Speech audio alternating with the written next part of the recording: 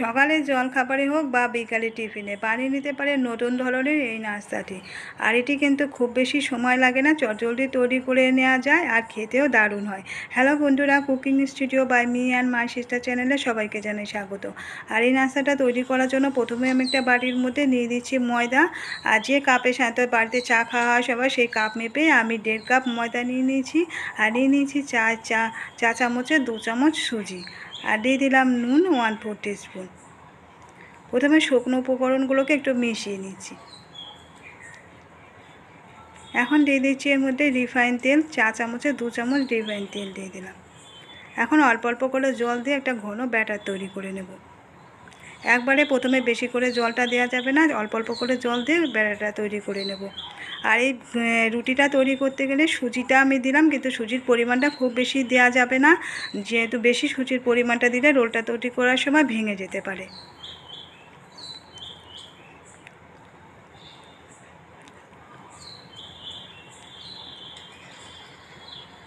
ব্যাটারটা তৈরি হবে একেবারে খুব বেশি ঘনও হবে না, আবার পাতলাও হবে না, এরকম ব্যাটারটা তৈরি করে নেওয়া হয়ে গেছে। এখন এটাকে আমি ঢাকা দিয়ে রেখে দিয়েছি। এখানে একটা বাটির মধ্যে আমি 3টে ডিম ভেঙে রেখে দিয়েছি। আর ওর মধ্যে দিয়ে দিলাম একটু নুন, আর দিয়ে দিলাম ভাজা মশলা 1/2 চা চামচ। আর এই ভাজা মশলাটা আছে ধনে জিরে আর শুকনো লঙ্কা, শুকনো খোলা দিয়েছে গুঁড়ো করে নেওয়া, সেই ভাজা মশলাটা দিয়ে দিয়েছি। আর এখানে আছে 4টে কাঁচা লঙ্কা কুচানো আর 2টো পেঁয়াজ কুচানো। পেঁয়াজগুলো পাতলা পাতলা করে আর মিহি করে কুচিয়ে নিয়েছি। কিছুটা প্রথমে পেঁয়াজ দিলাম আর কাঁচা লঙ্কা কুচিটা দিয়ে দিয়েছি, দিয়ে প্রথমে ডিমটাকে ফেটিয়ে নিলাম। এবারে বাকি যে পেঁয়াজ কুচিটা ছিল সেটাও দিয়ে দিয়েছি। দিয়ে এখন এই ডিমটাকে প্রথমে ভালো করে মিশিয়ে আর রেখে দেব। এখন দিয়ে দিচ্ছি এর মধ্যে ধনেপাতা কুচানো, ধনেপাতা কুচিটা দিয়ে আবারও ভালো করে মিশিয়ে দিচ্ছি। আর এখানে অন্য একটা এখানে আমি একটা শশা কুচিয়ে রেখেছিলাম আর কিছুটা নিয়েছি পেঁয়াজ কুচি। একটা বড় সাইজের শশা সরু সরু করে আর পাতলা করে কুচিয়ে নিয়েছি। এই শশা কুচিটা প্রথমে একটা বাটির মধ্যে দিয়ে দিচ্ছি, আর দিয়ে দিচ্ছি একটা পেঁয়াজ কুচানো, পেঁয়াজগুলোকে পাতলা করে কেটে রেখেছিলাম। দিয়ে দিচ্ছি কাঁচা লঙ্কা কুচি, এর মধ্যে দিয়ে দিচ্ছি এবারে টমেটো সস। আমি এখানে 4 চামচের 5 চামচ মতো টমেটো সস দিলাম।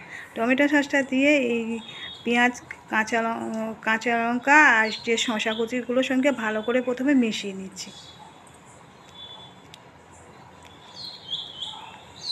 আরও একটু সস দিয়ে দিলাম, এখানে সসের পরিমাণটা কম হয়েছে সেজন্য আবার একটু সস দিয়ে দিচ্ছি। দিয়ে এটাকে আবারও ভালো করে মিশিয়ে এটাকে আমি একটু সাইডে রেখে দেবো। এবারে যে ঘন ব্যাটারটা তৈরি করে রেখেছিলাম সেই ব্যাটারটা দেখিয়ে দিচ্ছি মিশ্রণটা কেমন হয়েছে। এটা যদি 10 মিনিট রেস্টে রাখার পর খুব বেশি যদি ঘন মনে হয় সেক্ষেত্রে আরও একটু জল মিশিয়ে দিয়ে পাতলা তৈরি করে নিতে পারেন। এখন একটি তাওয়া বসিয়ে দিয়েছি, তার মধ্যে দিয়ে দিলাম একটু রিফাইন তেল। তেলটা আমি পুরো গায়ে ভালো করে লাগিয়ে নিচ্ছি তাওয়ার গায়ে। এবার যে ব্যাটারটা ছিল একটা হাতার মধ্যে করে এক হাতা নিয়ে ব্যাটার এবার একটা পাতলা রুটির মতন করে প্রথমে দিয়ে দিচ্ছি। আর গ্যাসের ফ্লেমটা এখন লোতে রাখা আছে, আর এটা গ্যাসের ফ্লেমটা লোতে রেখে তৈরি করতে হবে। যখন উপরটা একটু ড্রাই হয়ে আসবে তখন এই যে ডিমের মিশ্রণটা ছিল কিছুটা ডিমের মিশ্রণটা এর উপরের থেকে দিয়ে দিচ্ছি।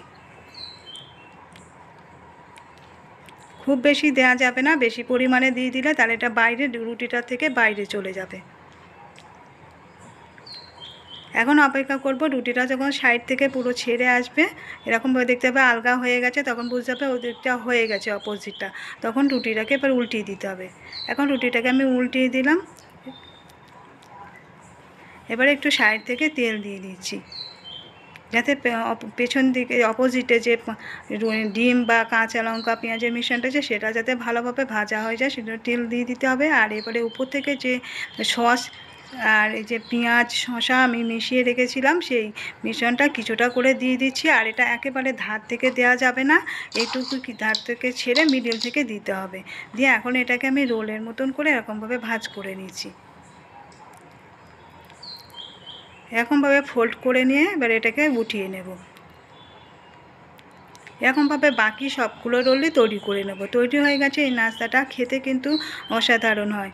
সকাল বা বিকালে টিফিনে তৈরি করে নিতে পারে। এটা যদি বাচ্চাদের জন্য তৈরি করা হয় সেক্ষেত্রে ঝালের পরিমাণটা কিন্তু একটু কমিয়ে দেবেন, কেননা বাচ্চারা আর বড়দের ক্ষেত্রে হলে একটু ঝালের পরিমাণটা বাড়িয়ে দিয়ে দিতে পারেন। আর আমার এখানে 1.5 কাপ ময়দাতে মোট 5টা এরকম তৈরি হয়েছে রোল। আর আপনারা বাড়িতে বানিয়ে দেখতে পারেন। আজকের রেসিপিটা কেমন লাগলো কমেন্ট করে জানাতে ভুলবেন না। ভালো লাগলে একটা লাইক দিয়ে দেবেন, শেয়ার করবেন এবং সাবস্ক্রাইব করে দেওয়ার রিকোয়েস্ট করছি নতুন বন্ধুদের কাছে যারা আজকের ভিডিওটা প্রথম দেখছেন। প্লিজ আমাদের চ্যানেলটিকে সাবস্ক্রাইব করে দেবেন। এখন আমি এটা কেটে দেখাচ্ছি মাঝখান থেকে এটা কেমন হয়েছে। তো আজকের মতো বিদায় নিচ্ছি, ফিরে আসছি আবার নতুন কোনো রেসিপি নিয়ে। ততক্ষণ সবাই সুস্থ থাকবেন, ভালো